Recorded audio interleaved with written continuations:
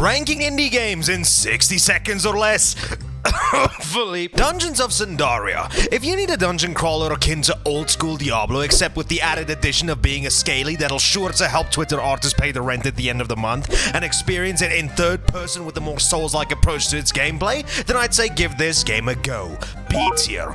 Eden Zero, an action RPG set in the far-off universe of Japan. This game mixes everything that you like about animes and RPGs all wrapped into one. Drawn-out monologues, overly long battle animations because epic, and pussy. I personally think that this is going to be another contender that's worthy to add to your Weeby collection.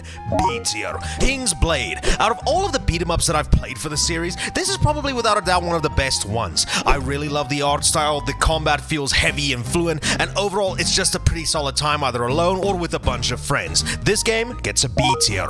Project Silverfish. If you love Stalker and wanted a little bit more furry bait, then Project Silverfish is exactly what you're looking for. Whilst I have zero idea what the hell I'm actually doing in this game, and I do think that's because this game is still in extremely early access, the groundwork that's been laid out here is a good starting point, and I'm extremely excited to see what the developers are able to do, to see what they can expand upon from what Stalker gave us back in 2007.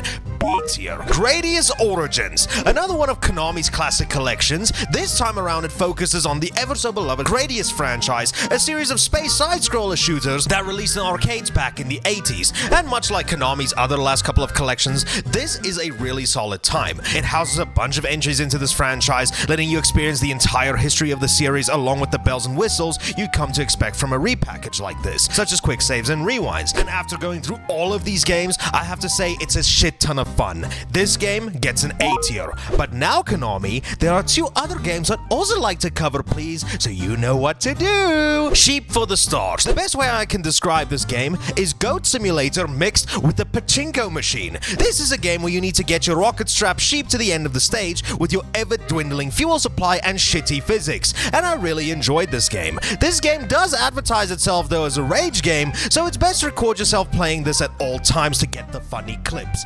B tier. Counterclocking, a hack-and-slash game that takes a lot of cues from such franchises like Devil May Cry, only this time with like a quarter of the polish. Now when it comes to the most important part of the game, that being the gameplay, it is really solid, but everything else surrounding it really needs some time to cook in order to become something special and worth your time and money. So unfortunately, this game gets a C tier. Now, time to see if that was